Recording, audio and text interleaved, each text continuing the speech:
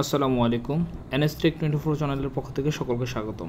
আমাদের ফোনে হঠাৎ করে ওপেন টকব্যাক সেটিংস অন হয়ে যায়, তো সেটাকে আমরা কীভাবে অফ করব? আপনার মোবাইল থেকে সেটিংস অপশনে চলে যাবেন।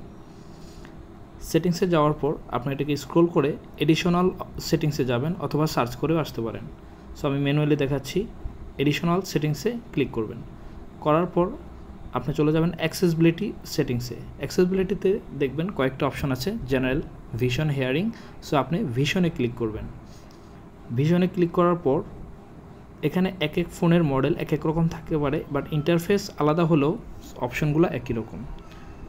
সো ভিশনে ক্লিক করার পর আপনি দেখবেন টকব্যাক সেটিংসে আপনার সামনে চলে আসবে।